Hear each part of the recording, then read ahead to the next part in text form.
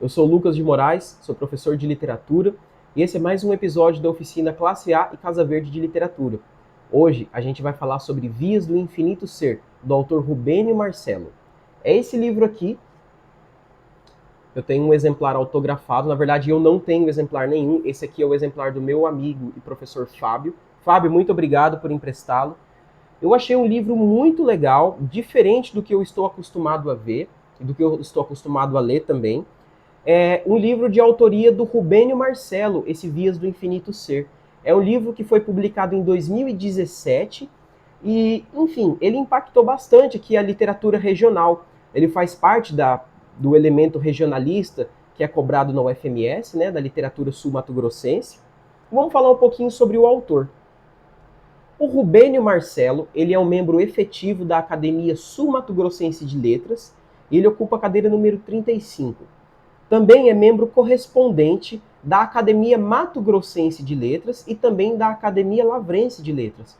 Então ele é um autor aí que percorre já os academicismos e também os próprios acadêmicos, né, da literatura brasileira e da literatura regionalista. O Rubênio, ele é poeta, ele é escritor, ele é compositor, ele possui 11 livros publicados e também 2 álbuns. Além disso, Rubênio Marcelo ele é palestrante e revisor também. Ele é filiado à União Brasileira dos Escritores, que é a UBGMS. Não satisfeito em todos esses títulos, ele também é advogado inscrito na OAB. Mas é um homem que gosta de fazer coisas, ele está sempre produzindo, está sempre trabalhando, aparentemente. Bom, o Rubênio também já participou como convidado da primeira Bienal Internacional de Poesia, que foi promovida pela Biblioteca Nacional de Brasília. E ele também integra a antologia oficial do poemário, né? Que é o primeiro Bienal de Poesia, também a primeira coletânea de poemas. Ele é um dos autores homenageados, para você ter ideia, no livro Vozes da Literatura, que é da Fundação de Cultura de Mato Grosso do Sul. E também enfoca, né, a sua biografia nessa coletânea. Ele está há mais de 30 anos em Campo Grande, ele é natural de Aracati, no Ceará, e é um autor que possui títulos honorários de cidadão sul-mato-grossense, campo-grandense e anastassiano. Eu achei interessante essas informações para se colocar aqui, para a gente entender de onde que vêm as inspirações do Rubênio. E também, né, de onde que ele tira o seu conhecimento aparentemente enciclopédico a respeito não apenas de vocabulário, mas também das referências para produzir os seus poemas. O Rubênio, reconhecido como poeta, né, membro da Academia de Letras, ele se radicou em Campo Grande então cedo, portanto, né? Aqui em Campo Grande é um dos nomes mais expressivos da literatura regional. Ele está ao lado, né, de escritores como Emanuel Marinho, que também é um escritor muito conhecido daqui, né? Ele é devoto, né, à construção poética. Eu estou estirando essas informações aqui do livro, tá? Porque tem uma parte muito interessante de crítica, uma parte de análise da sua literatura. E a poesia é o que ele mais faz, então ele escreve muito mais em verso. Inclusive, ele tem algumas obras produzidas. São elas, Estigmas do Tempo, produzido em 2001, Reticências, produzido em 2003, inclusive ele gosta de usar reticências nos seus poemas. Graal das Metáforas é um livro de poemas de 2007. Depois ele escreveu Horizontes Diversos, em 2010, Voo de Pólens, em 2012, Veleiros da Essência em 2004, né, e o Vias do Infinito Ser em 2017, que acabou sendo contemplado como uma das obras, né, exigências para o vestibular 2023 da UFMS. Isso não vem confirmando apenas um lugar de destaque na inter-relação entre a autobiografia e a obra do escritor, mas, sobretudo, como num amálgama, que vem chamando a atenção hoje em dia para o ofício de mestre do verso que Rubênio Marcelo entretece em laboriosas criações de imagens poéticas, provocativas figuras metafóricas, dentro de uma estruturação estrófica de distinguida quadra formal e em apurados exercícios de sensibilidade. Tudo isso, diga-se sublinhado, vê-se espelhado sob o véu de textos que integram esse livro intitulado Vias do Infinito Ser. Olha, a crítica que se faz a esse livro, pelo menos na obra, é uma crítica muito elogiosa. Ela fala muito bem sobre a construção imagética desse livro, e eu já vou falar sobre as principais características dele, ok? Bom, vamos lá então com início ao livro e a análise dele, né? O que eu vou encontrar aqui em Vias do Infinito Ser? Eu vou extrair daqui da minha análise e, né, desse vídeo algumas acepções, algumas afirmações, não apenas a respeito do que tem na obra, mas também do que eu encontrei na crítica da internet. Por isso, o poema de abertura do livro se intitula Prenúncio e Inquietação do Real. Inquietação, porque o poeta, para obter efeito artístico desejado, joga com dados abstratos e concretos da realidade. Basta ver o sentido do vocábulo vago como qualitativo de olhar, e indiretamente de euforia, a mostrar o caráter aparentemente indefinido do ser que o olha. Por outro lado, esse vago olhar contrasta com a semântica concreta de mobília imóvel colocada na antessala do cotidiano, como mostrar as dimensões finita e infinita de quem capta o real. Esse jogo entre o abstrato e o concreto, entre o finito e o infinito, se adensa na segunda estrofe, onde a percepção, tato, flerta com a alforria, ou seja, a criatividade do poema que se erige. Esse primeiro poema, né, chamado Prenúncio e Inquietação do Real, eu vou ler aqui, ó. Veja bem, são vários poemas, inclusive, se não me engano, são 100 poemas que aparecem aqui. Antes do vago olhar da euforia, nenhum atrito fere a mobília imóvel na antessala do cotidiano. O tato, intacto, flerta com a alforria, mas desce da torre dos segredos ante rodízio de sortilégios. E dinamizando-se ou dinamitando-se, o ranger de dentes do silêncio pode amanhecer no inverso do espanto, fluindo na busca da reinvenção ou na brusca extravagância entre a arma e a alma, do resíduo assíduo que descora o espelho do tempo e a habitual inquietação completa o seu curso. Bonito, né? Impactante. Esse poema inicial ele vai falar, ele vai dar em termos gerais do que se baseia a construção da poesia, né? Do Rubênio Marcelo. Vamos falar um pouquinho mais aqui sobre o poema. Se o tato é concreto, a Torre dos Segredos, além de apontar para o abstrato, ainda se correlaciona com o infinito, com o sublime próprio da poesia. O Rubênio Marcelo ele coloca a poesia num ponto acima até mesmo da existência. Ele coloca que a linguagem é aquela que constrói o nosso mundo. Um pensamento que, assim, particularmente, pelo amor de Deus, não estou querendo comparar esse livro com a Bíblia, mas ele me lembra um pouquinho a ideia do Gênesis, né, em que Deus constrói o mundo a partir das palavras. Eu acho que essa ideia de construir o mundo com as palavras é uma temática que perpassa alguns, se não, né, vários contos do Rubênio Marcelo aqui. Bom, a gente continua falando, né? Esse aqui é um parágrafo que eu já tinha falado sobre a análise desse livro. O silêncio ele pode amanhecer no inverso do espanto, porque ele nega e afirma a um só tempo a mensagem do poético. A prova desse fazer-se poemático de silêncio e no silêncio se confirma pela busca da reinvenção, uma tarefa insana a que o poeta se propõe a recriar o belo estético. Essa recriação, né, da poesia, também da recriação do objetivo da poesia é uma coisa interessante do livro, tá? Isso aqui é uma frase, essa frase que se segue agora, eu acho muito interessante, eu acho que ela é, né, fulcral para entender o livro. O papel da arte, segundo uma concepção de infinito, é vencer o tempo.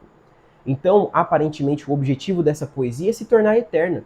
E quem não quer criar uma poesia eterna, cara? Quem que não quer escrever um poema que vai ser lido daqui a 200 anos por casais apaixonados? Ou então, quem que não vai querer que alguém leia um poema depois de muito tempo, tentando explicar a existência, ou tentando compactuar com o pensamento de um indivíduo em outro tempo, em outro lugar, que também tinha as mesmas angústias? Eu acho que o que torna a poesia eterna, o que torna uma poesia infinita, é o fato dela poder ser lida em diferentes épocas, em diferentes lugares. Por exemplo, por que a gente lê Shakespeare até hoje, cara? A gente lê Shakespeare até hoje justamente porque o Shakespeare ele colocou sentimentos ali que são reproduzidos até hoje. A ideia de traição, a ideia de abandono, são noções que acontecem até hoje. Então, quando o Rubênio ele fala dessa noção de infinito, e principalmente quando você une essa noção de, né, a poesia superar o tempo e a poesia ela superar a existência, uma vez que ela que constrói o mundo, você vai construir um mundo que nunca vai se desfazer por meio da poesia. Entendeu? O que seria, por exemplo, de grandes obras como Ilíada e Odisseia, se não fosse a perpetuação de uma poesia forte, uma poesia que resiste ao tempo? O que seria de Lusíadas? O que seria de Fausto? O que seria das tragédias gregas, né? Às vezes até dos autos, né? Os autos do Gil Vicente, o auto do Ariano Suassuna, né? E também da poesia em geral. É por isso que a habitual inquietação completa o seu curso, uma vez que o fazer-se do poema vai além apenas da composição de um poema, à medida que envolve o leitor e o hermeneuta que o estuda, né? Que é um conhecimento que produz o próprio conhecimento. Você entende o livro por meio do próprio poema. Então existe um poema no comecinho que vai explicar um outro poema que está lá no meio do livro. Eu acho isso legal. E lógico, né, uma vez que você está falando sobre poesia, uma vez que a literatura está falando sobre a literatura, você tem que tipo de linguagem? A metalinguagem, correto? Bom, essa metalinguagem que ela joga entre o real e o imaginário, entre o finito e o infinito, ela vai ser evidenciada em quase todos os poemas do Rubênio Marcelo. E é por isso que você tem essas vias do infinito ser, né? São caminhos pelos quais o ser vai tentar encontrar para percorrer a sua existência. E eu quero que você entenda o seguinte: quando o Rubênio Marcelo ele cria um eu lírico, nem sempre o eu lírico é um ser humano. Isso é legal. Nem sempre é uma pessoa de carne e osso, eu quero dizer. Às vezes é um ser que está construído apenas pelo pensamento. Então ele vai se colocar como o vento, como apenas uma voz que dita as coisas que estão acontecendo, né? Por exemplo, vamos pegar o próprio Vias do Infinito Ser. Eu vou, a partir de agora, dividir a tela, você vai ver aqui a tela agora aparecendo o poema, e você vai entender o que acontece nesses textos. Bom, vamos lá. Vias do Infinito Ser.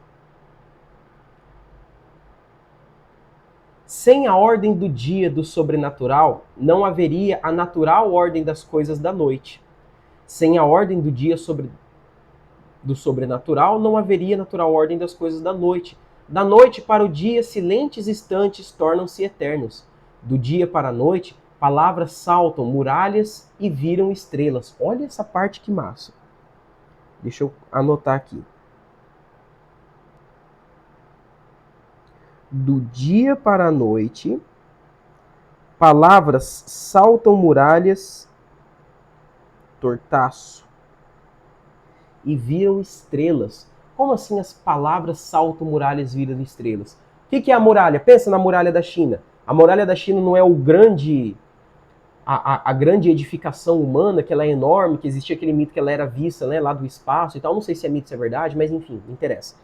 A palavra ela salta a muralha, significa que ela se torna maior do que a maior construção física humana e ela vira estrela, ou seja, ela vai para um campo que a gente só consegue imaginar. A gente não vai conseguir chegar numa estrela, pelo menos não na nossa realidade com os recursos que nós temos.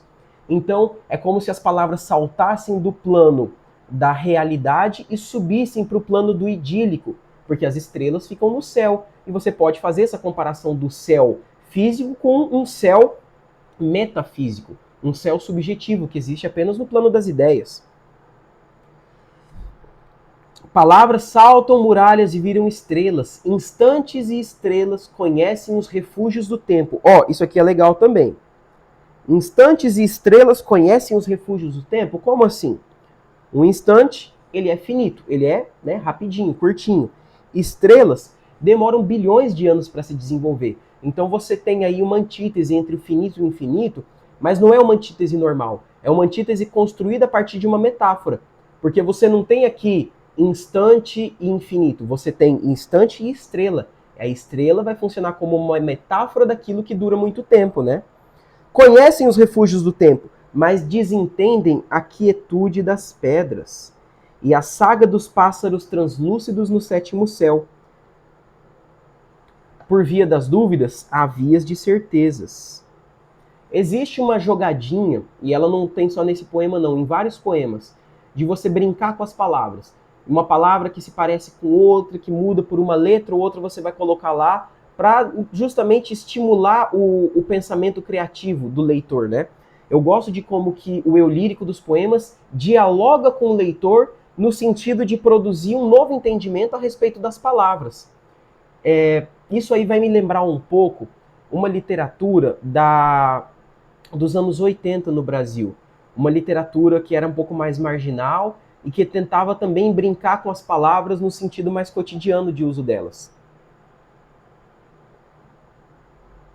Por via das dúvidas, portanto, né, há vias de certezas que nos desafiam a percorrer inconscientemente e em perfeita claridade a Via Láctea e o infinito do nosso ser. Vamos fazer uma conexão. Sabe o Viagem em Vaga Música, em que o eu lírico ele está viajando, ele está passeando? No Vias do Infinito Ser acontece uma coisa parecida. É um eu lírico que também ele está passeando, mas não por meio do mar, dos ventos e das nuvens. O Rubênio, ele expande essa concepção para um plano mais amplo. Então você não tem agora só vento, gota de chuva caindo. Você não vai pensar mais nas minúcias, você vai pensar no macro, você vai pensar nas grandes coisas. A Via Láctea, um astro percorrendo o céu, então é uma coisa mais grandiosa, entendeu? Bom, para materializar esse processo em que se viaja do concreto ao abstrato, do finito ao infinito, o Rubênio joga com objetos concretos, no caso desse poema, pedras e com elementos abstratos como o sétimo céu. E a gente vê o poema se fazendo da realidade de imaginário também, né? Bom, vamos ver os outros poemas aqui. Da leveza ao pensar. O que acontece nesse poema? Tomo o peso de um A, peso de um átomo. De um A tomo o peso. E passo de A a Z e penso P a Z, paz. Olha só como que a gente constrói, né, a linguagem desse texto. Tomo o peso de um A. Como assim o peso de um A? Pensa só, no alfabeto, o A é a primeira letra. No alfabeto grego, o alfa é a primeira letra. Ai, meu Deus, eu não lembro como que é o alfa. Ele é assim? Não lembro. É a primeira letra, é a mais importante, é a vogal mais falada no português. Então existe um peso de ser o primeiro. Tomo o peso de um A, peso de um átomo. Opa, lá se vai o meu argumento. Na verdade, o peso de A é o peso de um átomo, ou seja, isso aqui era para ser uma lupa, tá? E aí ele aparece aqui. De um A, tomo o peso, e ó, aí você tem átomo, olha a palavrinha que estava formada aqui, aí você tem o peso, aí você tem o tomo aqui também, e passo de A a Z, ou seja, ele passa por todas as letras do alfabeto, ele passa por toda a linguagem e penso P a Z. Olha só que legal, ele formou, isso aqui é o que a gente vai chamar de rima rara, né?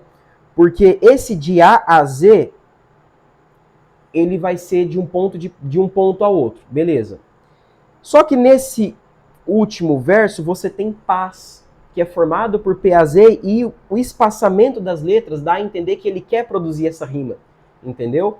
Então ele produz duas letras, depois ele forma uma palavra, mas por meio da soletração dessa palavra, você entende a rima que foi produzida aqui, né? Próximo poema. Ó, eu não selecionei todos os poemas, eu selecionei alguns poemas, e eu vou, né, falar um pouquinho sobre eles e mostrar para você a ideia geral dele. Uma vez que eu não tenho um grande repertório a respeito do livro, esse vídeo ele tende a ser um pouco menor mesmo, tá? Mas não é porque eu fiquei preguiçoso, não. Mas é porque o conteúdo, como que eu vou dizer? A fortuna crítica dessa obra, ela por enquanto é escassa, porque por ser um livro muito novo, ainda existem poucos estudos, né? Olha esse poema aqui, A Confidente Plenitude do Ser. Esses títulos, eles me lembram na Insustentável Leveza do Ser, que é aquele livro que vaga entre literatura e filosofia, né? Estava despido do sonho, leve, breve, qual pássaro como olhos de estrelas. Essa parte ela já deixa muita coisa sugestiva, né? Estava despido do sonho. Ele não estava despido no sonho.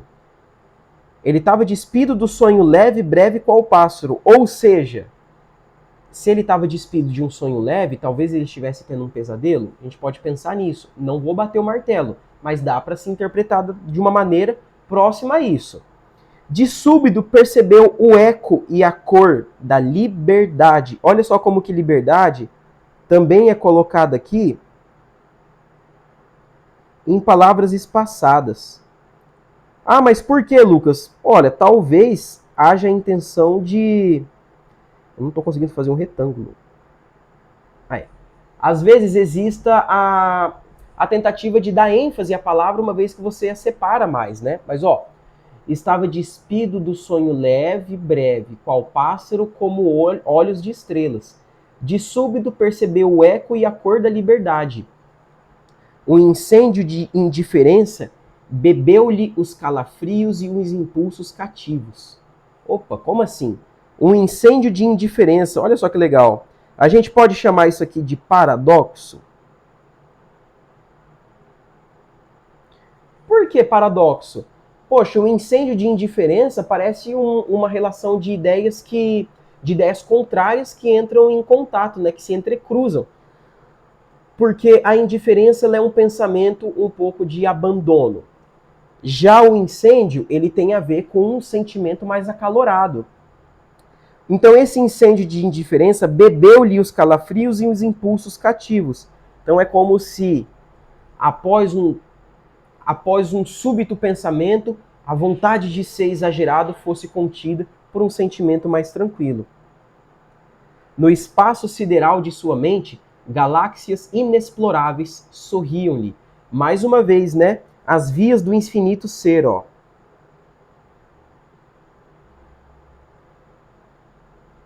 As vias do infinito ser se manifestam aqui, ó.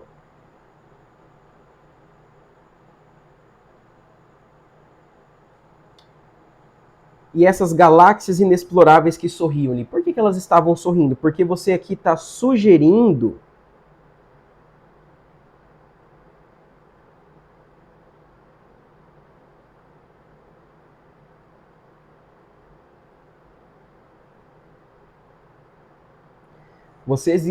você vê aqui a sugestão ao pensamento criativo, né? As galáxias que se sorriem, você tem possibilidades de enveredar por vários caminhos para entender o sentido da vida. Desde aquela noite, em confidente solidão, reinventava-se de novos gorjeios a cada manhã, em cada manhã. Reinventava a cada manhã, em cada manhã, aqueles novos gorjeios. Quais são os gorjeios? A necessidade de encontrar novos caminhos para pensar a vida. E veja só, né? Todos esses poemas, eles se manifestam por meio de versos livres. O que é um verso livre? Você que está estudando para o vestibular. É um verso que não tem nem métrica, uma métrica rígida, então não tem todos os versos, a mesma quantidade de sílabas, né? Leve, breve, qual pássaro, como olhos aqui não tem coisa, de estrelas. Então existe uma irregularidade que inclusive faz parte da literatura pós-modernista, né? Que ela é irregular, ela não quer criar nenhuma regra. A literatura pós-modernista ela vai misturar o coloquial com o formal, vai misturar o poema livre com o poema supermétrico, e esse combate vai ser feito o tempo inteiro, né? Putz, esse poema é muito legal, o Abrolhar. Esse poema Abrolhar, ele aparece da seguinte forma, ó. Havia mais do que mistérios, era do efêmero o degredo, naturalmente intenso como um poema noturno em madrigal. Havia mais do que retinas, era voo abrolhado em inédita paisagem, ofuscando as luzes do teatro. Seiva clara no azul destino. Não foi um mero olhar, é tatuagem, um prelúdio de inspiração. Gente, o que esse cara tá falando, né? Olha só, abrolhar. Esse abrolhar é um neologismo. E eu sou a favor de escritores utilizarem neologismos. Eu sou a favor do neologismo. Eu acho que a gente tem que criar palavras mesmo. Eu acho que a gente tem que buscar em reinventar a nossa linguagem e não depender apenas de uma literatura que já tem sido feita há muito tempo por outros escritores. Bom, havia mais do que mistérios, era do efêmero o degredo. naturalmente intenso como um poema noturno em madrigal. Aqui existe uma referência, né, aos poemas românticos, né? E quando eu digo poemas românticos, por favor, eu não estou falando de poemas de amor, eu estou falando de poemas do período romântico, né?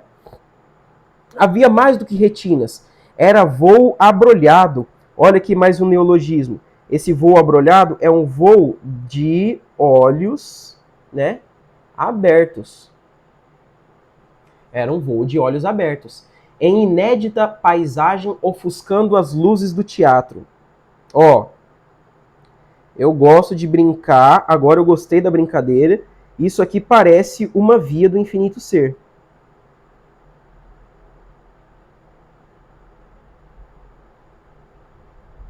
Parece ser mais uma via do infinito ser, essa inédita paisagem. Por que não pode ser mais um outro caminho?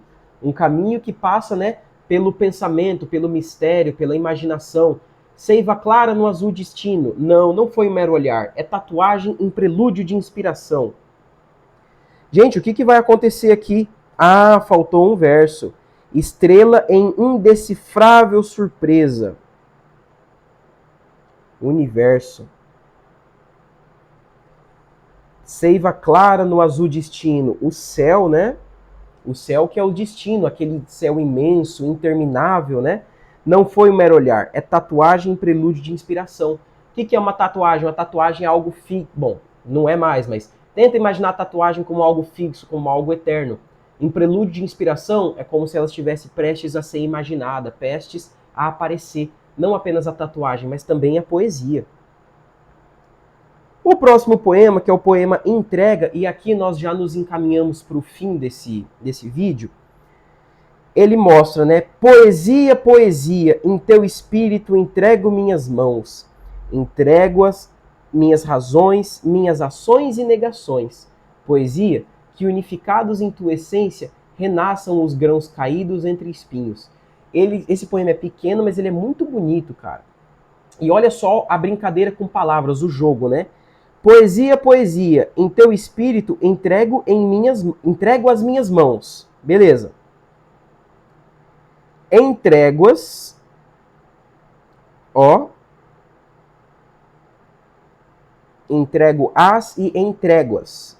Entrego-as, minhas razões, minhas ações e negações. Como assim entrego as minhas razões, ações e negações? Parece que existe aqui uma reflexão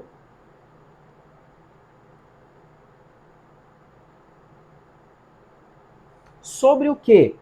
Em trégua, você vai dar trégua para razão, ação e negação. Então existe uma reflexão sobre o pensamento humano. E essa trégua parece uma reflexão que busca amenizar certos pensamentos. Ah, eu quero dar uma trégua para esse pensamento o tempo inteiro pesado e essas negações que me acontecem. Eu vou dar um pouco de espaço, eu vou dar um tempo para isso e vou pensar em outras coisas. Poesia, que unificados em tua essência renasçam os grãos caídos entre espinhos. Ou seja, que caiam os frutos, aliás, o que vão ser grandes frutos, mas que caíam entre espinhos, possam renascer na poesia. Ou seja, aquilo que não pôde se desenvolver em outros tempos, possa se desenvolver e renascer por meio dessa poesia e por meio desse pensamento. E agora a gente vem no poema Falésias, com o qual eu quero finalizar esse vídeo e essa aula, falar sobre esse poema. Falésia, né? Dá uma pesquisada no Google aqui, é o que é. É uma construção geográfica, é uma formação geográfica. Na solitude daquelas falésias, falei tantas vezes com minhas falanges, em paz com meus dedos, meus pés, minhas mãos falíveis. Então vamos pensar nisso aqui, né? Ó.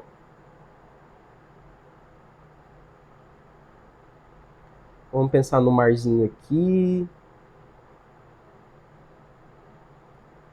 Olha eu desenhando no meio da aula, né? Bonito. Aí aqui vai ser a praia, né? Deixa eu ver se tá aparecendo. Até que tá.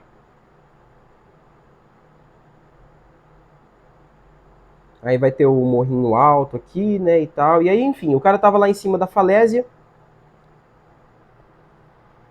E ele estava refletindo, vamos imaginar um indivíduo refletindo sobre isso, né? Não, ficou incrível esse desenho aqui. Ainda sangram naqueles rubros paredões beijados de sal e sol os talismãs do primeiro verso. Opa! Ainda sangram naqueles rubros paredões beijados de sal e sol os talismãs do primeiro verso. O que isso quer dizer? Será que existe uma referência às primeiras poesias que eram feitas? E certamente não descansa na praia aquela jangada branca que dava ritmo ao azul do silêncio do meu olhar menino. Então existe aqui, talvez, né, uma lembrança de um tempo que pode ser físico, mas também pode ser psicológico. Pode ser uma memória inventada. Nas três pontas da sua vela, milhões de sonhos abolicionistas apontam mares e mitos ressurgentes. Esses sonhos abolicionistas nas três pontas da vela que aparecem, lógico, eles fazem referência à chegada de europeus ao Brasil, mas não existe apenas isso. Existe uma referência a uma abolição, não de escravidão, ele não está falando apenas sobre isso. Você pode pensar aqui numa abolição dos grilhões que impedem o pensamento poético, daqueles impedimentos métricos, daqueles impedimentos espirituais, né, os impedimentos temáticos, você não pode falar sobre coisa pequena, tem que fazer uma literatura sobre coisa grande. E o Rubênio Marcelo, ele trata de pequenas coisas utilizando um grande cenário, né? Se o abstrato é indispensável para o contraponto da realidade, os sortilégios não podem prescindir do verdecio das manhãs, nem das lágrimas do tempo faminto. Se o abstrato é indispensável para contrapor a realidade, beleza, aqui a gente entendeu. Os sortilégios não podem prescindir do verdecio das manhãs nem das lágrimas do tempo faminto. O sortilégio, o que vai ser o sortilégio, né? Sortilégio, em 3 segundos você descobre o que é. Sortilégio significa adivinhação, mas também está relacionado a práticas ocultas, bruxaria, invocação de espíritos, enfim. Ou seja, a magia não pode prescindir do verdecio das manhãs, ou seja, apenas da natureza, ou das lágrimas do tempo faminto. Os sortilégios, ou seja, a magia, aquilo que é sobrenatural, tem que surgir de outros pontos que não são apenas a natureza ou do tempo. Grande parte lá da súmula dos meus ais não está gravada em litogravuras litorais. Eu quero voltar aqui porque existe um comentário sobre sobre o Falésias. As falanges são, sem dúvida, a própria poesia, em que o ser dialoga com a própria essência, porque erigida na paz como corpo, elemento concreto em que o abstrato se sustenta. Justamente por isso, ainda sangram naqueles rubros paredões beijados de sal e sol os talismãs do primeiro verso, em que o imaginário e o abstrato se encontram nas reticências que os estendem ao infinito. Esse recurso estilístico-semântico, inerente à tessitura do poema e da obra, se evidencia na sequência da segunda estrofe, notadamente no azul do silêncio do olhar menino. Se a cor azul carrega o simbolismo de devaneio, o próprio ato do poetar, olha só que legal o neologismo, fazer poesia, né? O olhar menino simplesmente se materializa, à medida que são os próprios da infância a imaginação e o imaginário, o concreto e o abstrato, o físico e o metafísico. Então, o que está querendo se dizer aqui? Existe uma luta constante entre o que é verdadeiro e o que não é. O que é infinito, o que é perene, o que acaba e o que não acaba mais. E nessa luta entre o momentâneo e o duradouro, o eu lírico do Rubênio Marcelo fica. Ele fica, então, numa luta constante entre ser momentâneo e também ser infinito. Existe uma luta do eu lírico de ser compreendido nesse momento, mas também no momento futuro. É um grande livro, eu li, tipo, 5, 6 poemas, ele tem mais de 100, eu recomendo muito. Eu vou adquirir um desse livro para mim, porque eu gostei, eu quero ter um desse na minha estante, e eu recomendo que você, que vai fazer o vestibular da UFMS, consome literatura regional também. É muito importante para os nossos escritores terem esse reconhecimento de algum grupo da sociedade. que seja o grupo dos jovens, o grupo dos acadêmicos, né?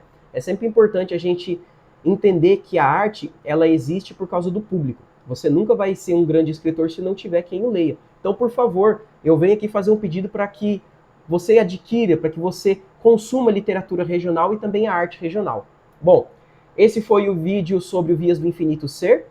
Essa é a obra do Rubênio Marcelo e essa é uma pequena análise que eu fiz a respeito dessa obra. Espero que você goste e até mais. Um abraço.